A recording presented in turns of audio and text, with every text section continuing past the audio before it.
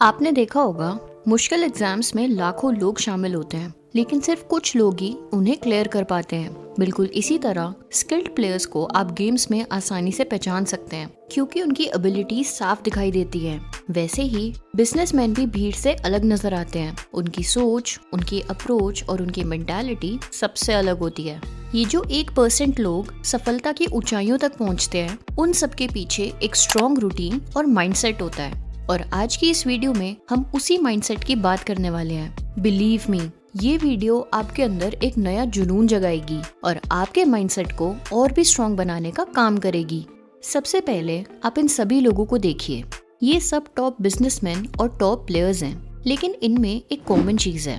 ये अपना दिन इस सोच में नहीं बिताते कि चलो देखते हैं आज क्या करना है। उनका एक सेट रूटीन होता है, एक फ्रेमवर्क जो वो खुद को देते हैं और उसके अकॉर्डिंग एक तरीके से अपना दिन बिताते हैं। सिर्फ सोचने से ओवर थिंकिंग बढ़ती है, इसलिए ये लोग सिर्फ एक्शंस पर ध्यान देते हैं। उन्हें पता होता है कि अगर एक काम कंप्लीट करना है तो वो किसी भी हाल में उसे पूरा करके ही रहेंगे। बस यही एक सबसे बड़ा फर्क है इनकी लाइफ में और आम लोगों की लाइफ में। कंसिस्टेंसी और डिसिप्लिन से अपने रूटीन को बनाए रखना, यही आदत उन्हें बाकी सबसे अलग बनाती है।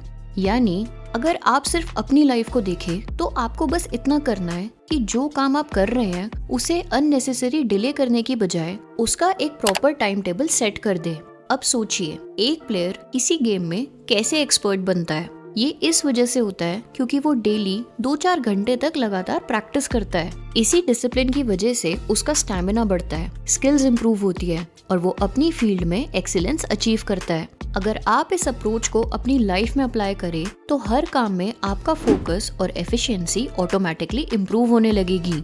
बहुत सारे एग्जाम्स ऐसे होते हैं जिसमें 10-10 घंटे पढ़ना पड़ता है और कई ऐसे काम होते हैं जो 5-6 घंटे में कंप्लीट करने होते हैं। ये सिर्फ पढ़ने या काम करने तक सीमित नहीं है, बल्कि उसे समझना और इफेक्टिवली कंप्लीट करना भी जरूरी है। लेकिन हम अक्सर इसी सोच में अटक जाते हैं कि ये सब कैसे होगा, सब कुछ कैसे मैनेज करेंगे, और फिर ये ओवर थिंकिंग स्ट्रेस को बढ़ाने लगती है। यहाँ सबसे जरूरी बात ये है कि स्ट्रेस लेने की जरूरत नहीं है। हर चीज को समझने और अपनी स्पीड वापस ट्रैक पर लाने में थोड़ा टाइम लगता है, लेकिन जब आप इस प्रोसेस को एक्सेप्ट करेंगे तभी आपकी पकड़ इस पर बनेगी।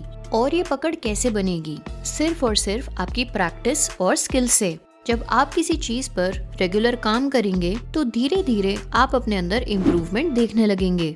और फिर जो आप रोज कर रहे हैं, जो डेली काम आप करते हैं, डेली वर्कआउट करते हैं, ये अपनी एक ट्रेनिंग समझो। कोई और आपको नहीं बताएगा कि तू ये कर या वो कर। दूसरों को देखने से ज्यादा बेहतर है कि आप खुद को कमांड दो।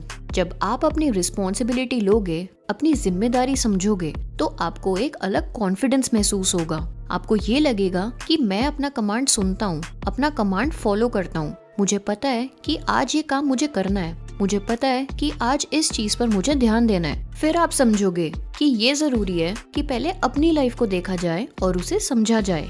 इसके बाद ये समझना जरूरी है कि जो चीज आप इस्तेमाल कर रहे हैं उसे कैसे यूज करना है और क्यों करना है। जैसे आप मोबाइल या लैपटॉप से कुछ पढ़ते हैं, काम करते हैं, वैसे ही ये सेम चीज आप एंटरटेनमेंट के लिए भी यूज करते हैं। रील्स देखते हैं, मूवीज देखते हैं। मतलब आपका फोकस और मेंटालिटी ही मायने रखती हैं। अगर आप एंटरटेनमेंट को बढ़ावा दोगे तो नेचुरली आपका ध्यान उसकी तरफ जाएगा।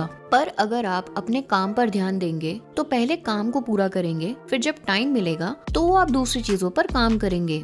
मतलब ये कि आपने अपने आप को समझाया कि पहले ये काम करना है और जब काम कंप्लीट हो जाएगा तब जो टाइम बचेगा उसे किसी और चीज में लगा लेना। ये चीज आपको कोई और नहीं समझा सकता, ये आपको खुद समझना होता है। और इसी वजह से कुछ % लोग ही इस तरह का रूटीन फॉलो करते हैं। और जब आप इस तरह से काम करेंगे तो आपके काम में 100% इम्प्रूवमेंट होगी और आपको अपनी लाइफ में पॉजिटिव चेंजेस देखने को मिलेंगे। इसके बाद अगर आप अपने काम पर रेगुलर फोकस बढ़ाना चाहते हैं या आप चाहते हैं कि आप ज्यादा देर तक अपने काम पर ध्यान दे पाए, तो पहले सिर्फ 25 मिनट का टारगेट सेट करें। अपने मोबाइल में टाइमर सेट कर लो कि मुझे 25 मिनट तक सिर्फ इस काम पर ध्यान देना है। उसके बाद 5 मिनट का ब्रेक लें, अपने आप को थोड़ा रिलैक्स होने का वक्त दें। फिर 5 मिनट के बाद दोबारा उसी साइकिल को फॉलो करें और ये एक हैबिट अपनी बना लें। अप्रॉक्स 2 हफ्तों तक आपको ये प्रैक्टिस फॉलो करनी है।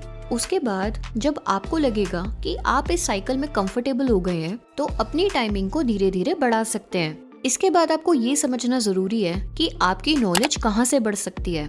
आपको ये देखना होगा कि कहाँ से आपको अपने वर्क से रिलेटेड कुछ और सीखने को मिल सकता है। जैसे अगर एग्जाम्स देने हैं तो नोट्स बनाना जरूरी है, बुक्स को ध्यान से पढ़ना और समझना भी जरूरी है। मतलब ये कि आपको अपने काम को थोड़ा इजी बनाने पर फोकस करना चाहिए ताकि आप उसे एफिशिएंटली कंप्लीट कर सके। बेसिकली आपको अपने काम को सिंप्लीफाई करना है और फिर उसे पूरा करना है। तो ये जो सभी चीजें हैं वो आपकी एक प्रैक्टिस है, मतलब वो प्रैक्टिस जो आपके रूटीन को इम्प्रूव करती है, आपकी नॉलेज को बढ़ाती है और जो आपकी डेली लाइफ में काम आती है।